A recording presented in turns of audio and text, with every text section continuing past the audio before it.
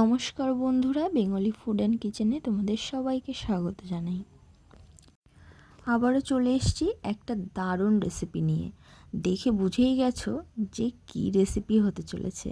হ্যাঁ, এতক্ষণে তো বুঝেই গেছো দেখে যে এটা হাঁসের মাংস। আর হাঁসের মাংস কে কী খেতে ভালোবাসো সেটা কিন্তু আমাকে লিখে জানিও। আজকে রান্না করব হাঁসের মাংস। বেশ অনেক দিন হয়ে গেছে হাঁসের মাংস খাওয়া হয়নি, সেজন্য বাজার থেকে হাঁসের মাংস নিয়ে চলে এসছে। একদম কেটে কুটে নিয়ে চলে এসেছিলো। বাড়ি এনে সেরম কিছুই করতে হয়নি, জাস্ট পরিষ্কার করে নিয়েছি। আর মাংসটা দেখে তো জাস্ট মন ভরে গেল। দেখো তোমরাই, একদম তেল তেল মাংস। এই রকম তেল তেল হাঁসের মাংস খেতে আমি ভীষণ পছন্দ করি, এমনকি আমার বাড়ির সবাই খুব পছন্দ করে। আর আজকে হাঁসের মাংসটা খুব সুন্দরভাবে একদম বাটা মশলা দিয়ে আমি রান্না করে দেখাবো তোমাদেরকে। আর হাঁসের মাংস হলেই কিন্তু আমি মিক্সিতে মশলা করি না, আমি একদম শিলে বেটে মশলা করে তারপর আমি হাঁসের মাংস রান্না করি। আর এই যে এখন করব হাঁসের মাংসটা ম্যারিনেট, সেই জন্য মশলার থেকে আমি অল্প অল্প নিয়ে হাঁসের মাংসটা ম্যারিনেট করে নেব। এই যে দেখতে পাচ্ছ, ফার্স্টেই আমি নিয়ে নিয়েছি জিরে ধনে বাটা, আদা বাটা, রসুন বাটা, শুকনো লঙ্কা, কাঁচা লঙ্কা বাটা, সমস্তটাই কিন্তু একদম পাটায় বেটেছি। আর এটা দিয়ে তারপর নুন হলুদ দিয়ে আর সর্ষের তেল দিয়ে আমি ভালো করে মেখে নেব, মানে ম্যারিনেট করে নেব। আর ম্যারিনেট করে কিছুক্ষণ রাখবো, খুব বেশি সময় আমি রাখি না, আর ম্যারিনেট করে কিছু সময় রাখলে খুব ভালোই হয়। তোমরা চাইলে অনেকক্ষণ রাখতে পারো। এই যে স্বাদ মতো নুন তো আমি দিয়ে দিয়েছি, এবার আমি দিচ্ছি পরিমাণ মতন হলুদ। আর এরপর যেটা দিতেই হবে সেটা হলো সর্ষের তেল, যেটা দেওয়ার ফলে মাংসের টেস্টটা দ্বিগুণ হয়ে যায়। যাই হোক, হাঁসের মাংস করলে আমি এভাবেই করি, ম্যারিনেট তো আমি করেই রাখি, নইলে আমার ভালো লাগে না। আর এখানে কিন্তু নর্মালি আমার মা থাকলে হাতেই ম্যারিনেট করে, কিন্তু আমি হাতে মাখছি না, আমার হাতে একটু ঝাল লেগে যায়, সেজন্য আমি এখানে চামচ ইউজ করেছি। চামচ দিয়েই আমি ম্যারিনেটটা করে নিচ্ছি। তোমরা হাত দিয়ে মেখে নিও যদি তোমাদের হাতে ঝাল না লাগে। আর এইভাবে ম্যারিনেট করে আমি কিছুক্ষণ রাখবো, ততক্ষণ আমি বাকি জোগাড়টা করে নিই। যে কোনো মাংস যদি কাঠের জালে রান্না করা যায় তাহলে কিন্তু তার স্বাদ দ্বিগুণ হয়ে যায়, তোমরা সবাই জানো।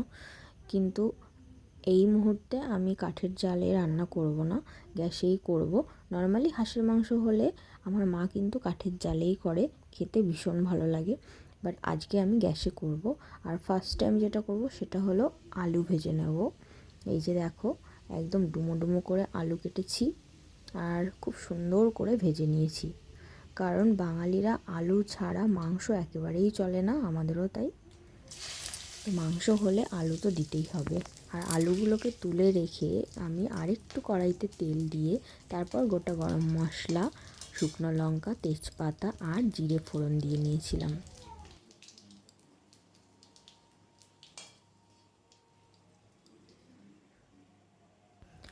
আর এরপর আমি দিয়ে দেবো বেশ পরিমাণ পেঁয়াজ কুচি।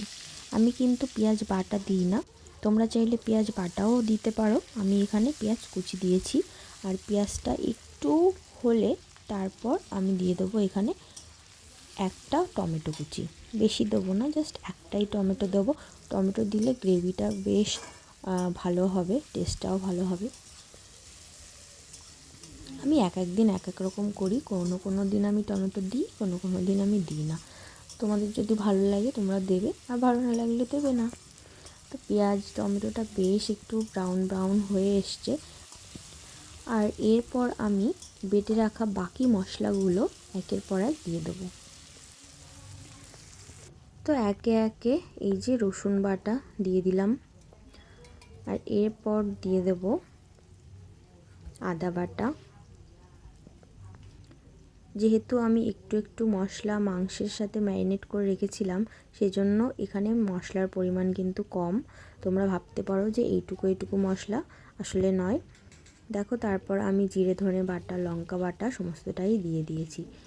এরপর যেটা করতে হবে, মশলাটা খুব আলতো আছে ধীরে ধীরে কষিয়ে নিতে হবে। আর মশলাটা কষানোর জন্য আমি এখানে একটু জল দিয়ে দেব। জল দিলে মশলাটা খুব ভালোভাবে কষানো যাবে। তোমরা দেখতে পেলে আমি সামান্য পরিমাণ জল ইউজ করেছি। এরপর খুব আস্তে আস্তে মশলাটা কষাতে হবে আর তারপর মাংসটা দিয়ে দিতে হবে।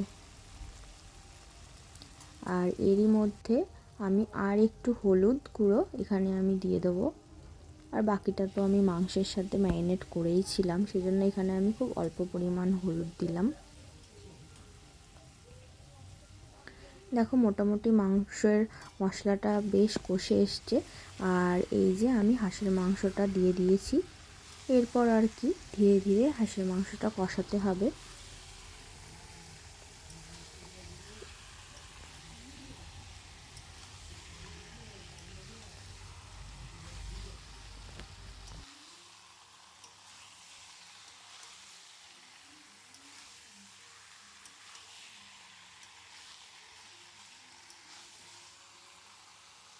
আচ্ছা, তোমরা ভাবতে পারো যে এতটা পরিমাণে মাংসে আমি কতটা কম তেল ইউজ করেছি, আর এই সময়েও দেখে মনে হচ্ছে না খুব বেশি তেল, খুব অল্প তেল মনে হচ্ছে। কিন্তু না, হাঁসের মাংসটা কিন্তু খুবই তেলযুক্ত মাংস ছিল, সেজন্য একটু পরেই তেল ছাড়বে, তোমরা দেখবে একদম তেল তেলই হবে মাংসটা। সেজন্য আমি তেলের পরিমাণটা একটু কম দিয়েছিলাম। আর এই যে দেখো ধীরে ধীরে আমি ঢেকে ঢেকে কষাচ্ছিলাম।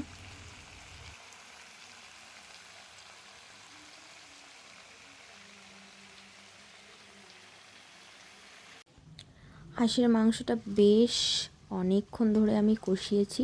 আর এই যে বলেছিলাম তেল ছাড়বে, দেখো হাঁসের মাংসের গা দিয়ে কী রকম তেল বেরিয়েছে। তো মোটামুটি আমার কষানো হয়ে গেছে। আর এরপর আমি এখানে সামান্য জল দেব, আর জল দিয়ে প্রেশার কুকারে দিয়ে দিয়েছিলাম। প্রেশার কুকারে ওই 2 থেকে 3টে সিটি দিয়েই আমি নামিয়ে নিয়েছিলাম। আর তারপর রেডি হয়ে গেছিলো আমার হাঁসের মাংস। ও হ্যাঁ, তার আগে কিন্তু আমি গরম মশলা দিয়ে নামিয়েছিলাম।